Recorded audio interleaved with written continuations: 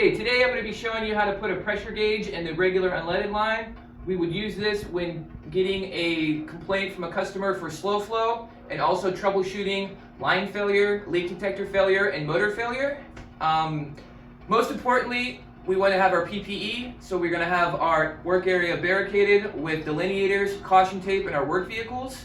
Next thing is our safety gloves, safety glasses, and we also want to make sure that we're locking and tagging out the product that we're working on. I'm going to show you how to properly lock and tag out a breaker. So first thing, we want to identify our breaker. Luckily here they're clearly labeled. Unleaded turbine. We're going to shut the breaker off. We're going to apply our hasp.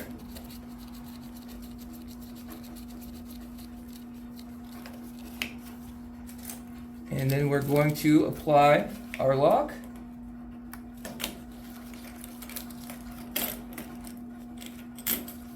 Once locking, we want to make sure that this is secure and it's not going to fall off and that our breaker cannot turn on.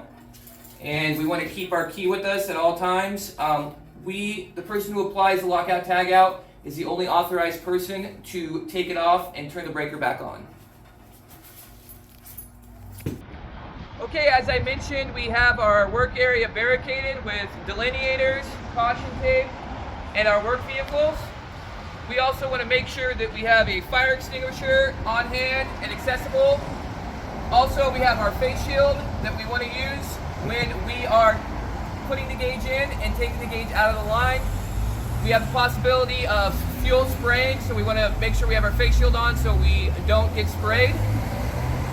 Next, we want to run our card and turn on the product that we are going to be working on to make sure that we have the proper breaker turned off. We don't want that turbine to turn on while we're working on it and have the possibility of fuel spraying.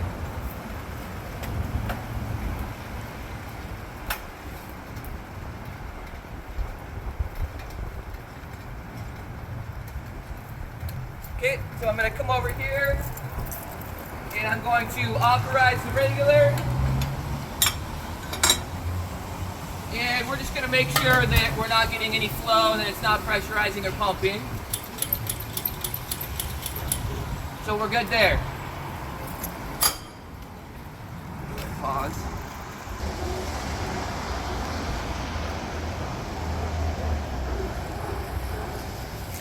Okay, next I'm just going to explain the gauge assembly. On one end here, we're going to have either a 5/8 fitting or a 3/8 fitting, depending on the type of impact valve we have. Then to a clear tube so we can see the fuel inside. To a T fitting with the gauge threaded in. Out to a ball valve. And then out for pressure relief if we need it. These gauges are very sensitive, so it's very important to keep them somewhere on your truck that is secure so it's not rolling around your truck and so it doesn't get damaged. Okay, our next step is to physically put the gauge in the line at the impact valve on the product side. We have our 5/8 plug here. We want to be very cautious when taking this out as there will be some residual back pressure that could spray out. We want to do our best to use an absorbent pad and catch any fuel coming out as you take the plug out. So we're going to do that now.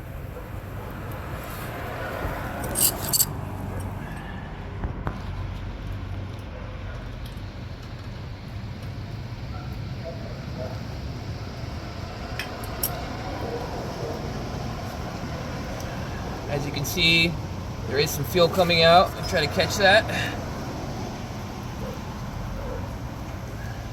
You can also close your impact valve to help with fuel coming out from the meters.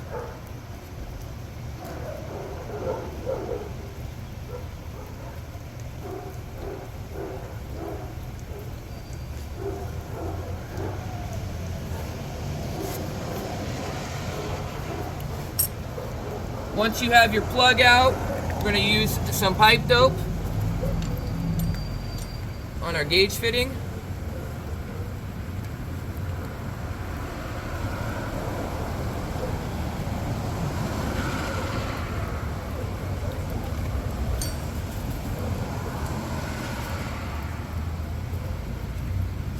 And we're just going to thread our gauge in.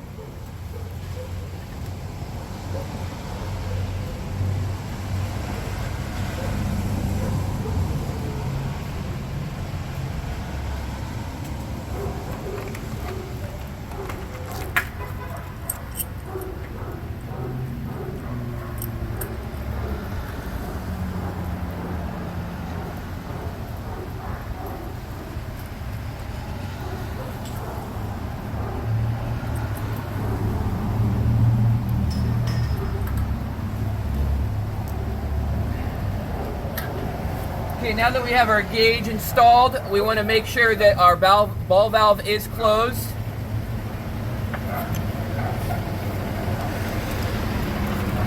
And now we can go back inside and remove our lockout tagout.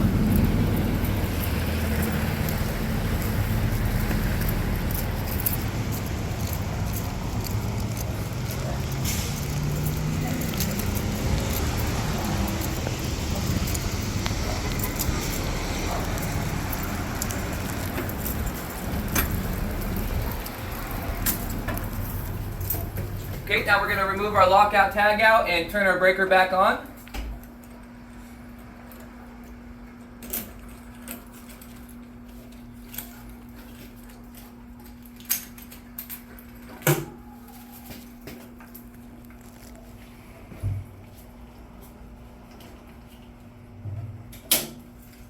Now that our breaker's back on, we're going to go back outside and we're going to run our card and authorize the dispenser.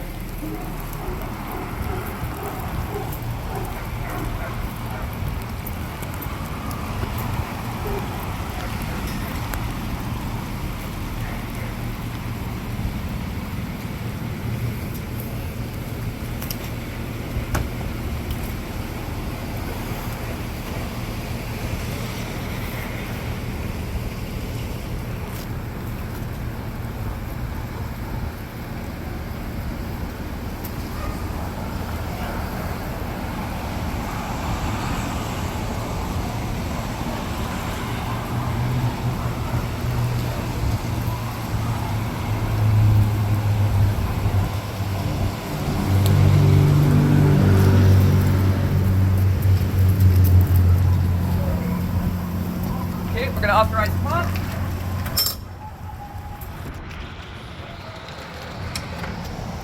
As you can see, we're getting some pressure. It went to 20. It paused for a moment. The leak detector did the search in the line to make sure there was no leaks. Once it was satisfied, it opened up to 28 psi.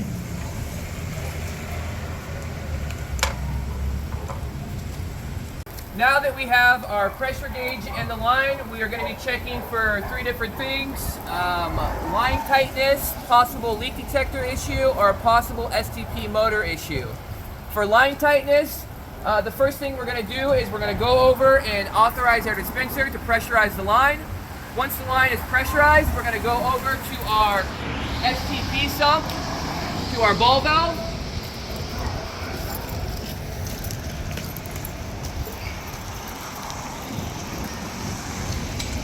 As you can see, the ball valve handle is there, so we would turn that to close it. Once we have our ball valve closed, we now have the line isolated from the STP ball valve to the impact valve.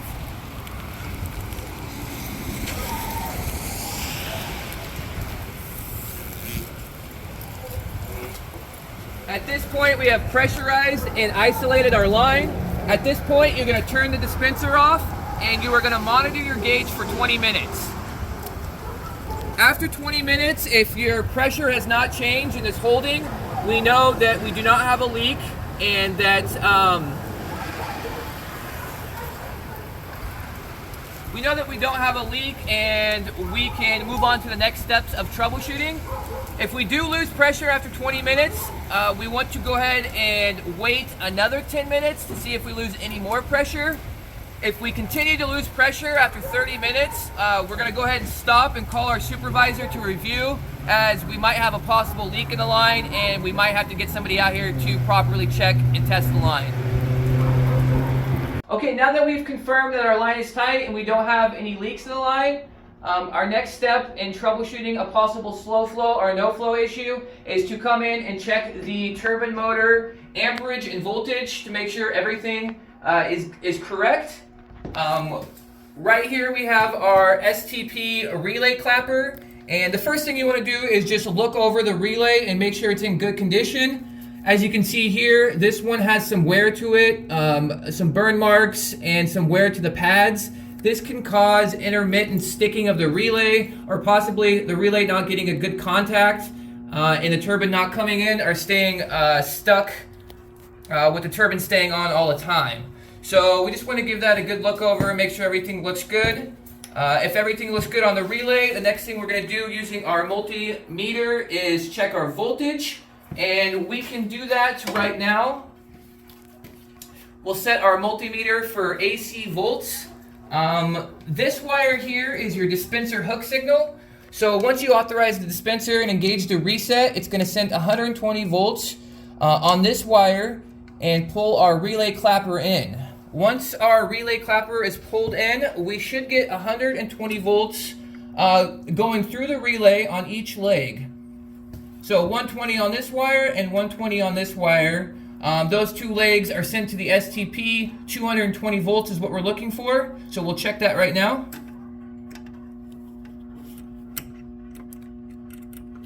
And you always want to use a non-conductive piece of material when pushing it on this relay, as it is live voltage. You want to be careful not to use a metal screwdriver or anything like that. Make sure it's plastic if you are pushing it on this.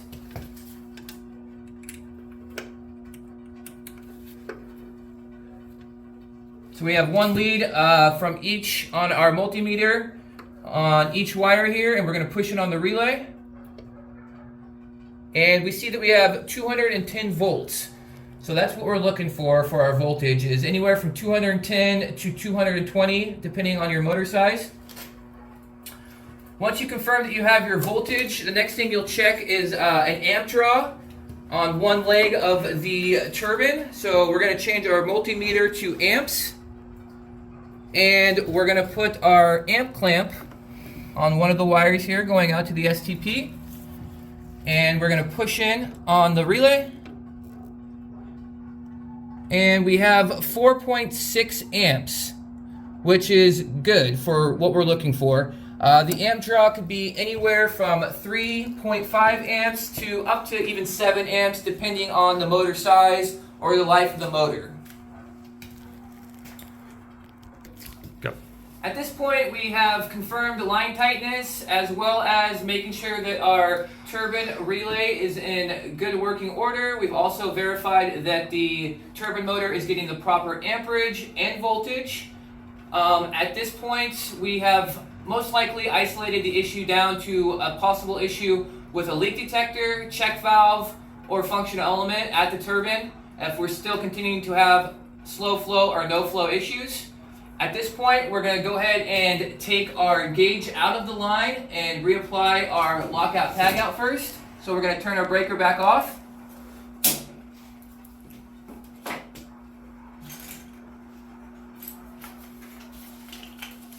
And reapply our hasp.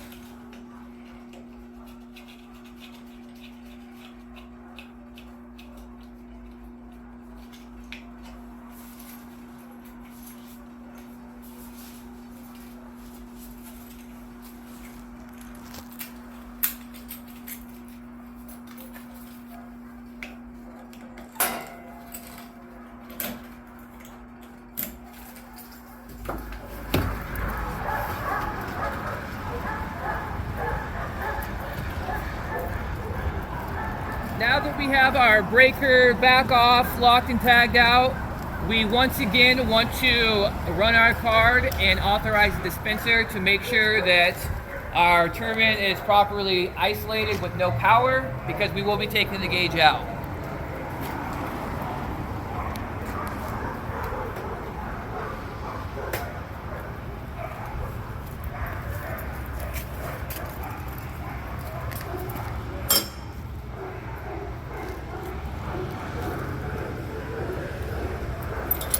Okay, we're just confirming that our turbine's off and we have no flow.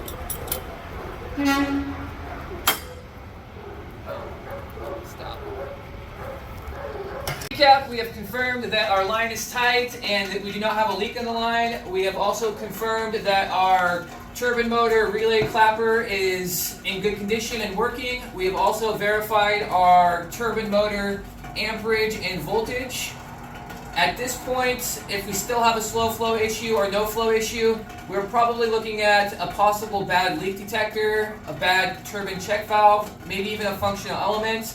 Troubleshooting these components requires confined space and a second man setup, so we're not going to be able to show you that today. That may be in a future training video. I'm going to go ahead and take the gauge out of the line, but first we're going to come back in here, turn our breaker back off, make sure we're locked and tagged out.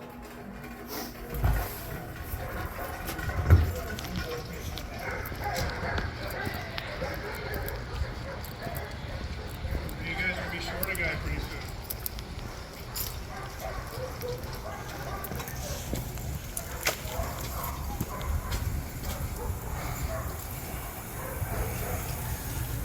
Okay, we have our turbines isolated, breaker off, locked and tagged out. We'll go ahead and card back up again and just test to make sure that our turbine does not have power and that we're not going to have pressure with removing the gauge.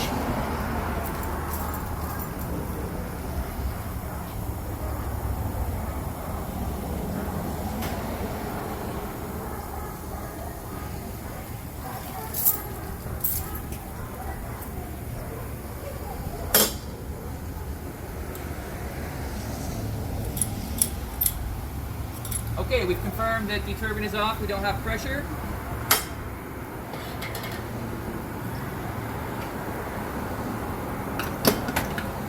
At this point, we're going to remove the gauge. First, we want to put our face shield back on.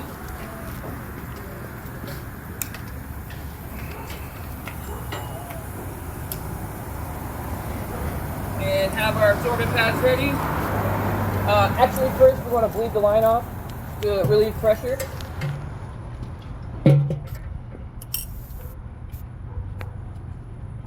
Go ahead and open our ball valve, and our gauge goes to 0 psi, so we know that the line is relieved on pressure.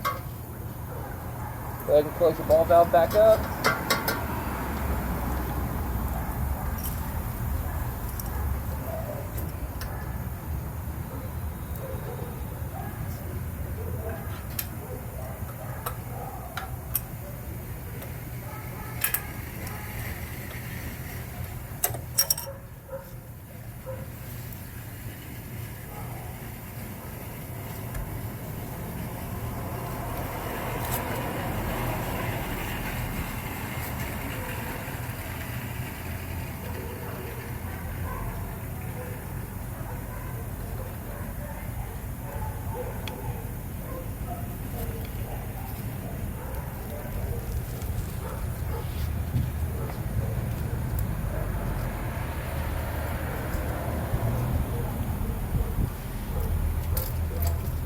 Our pressure gauge is now out, and we're going to re-pipe dope the plug.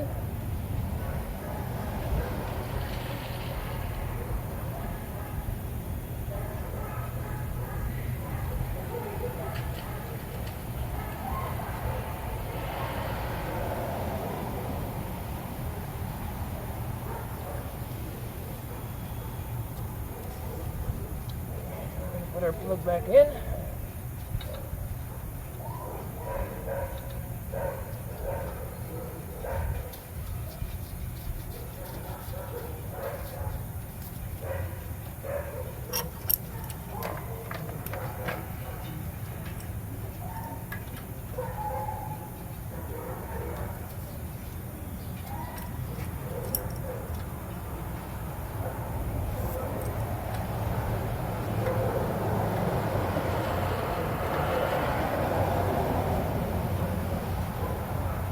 All right, now that our plug's back in, we can go ahead and open our impact valve back up.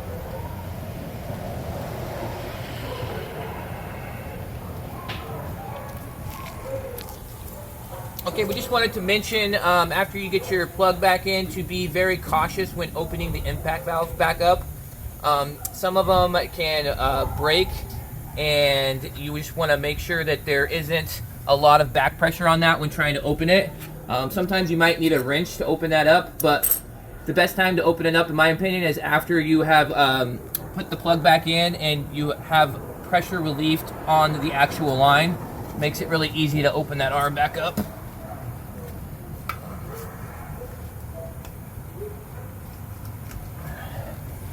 And once we have our impact valve back open and our plug secured, we can go back in and take our lockout tagout off and turn our breaker back on, and we're going to go ahead and test to make sure that we don't have any leaks underneath the dispenser.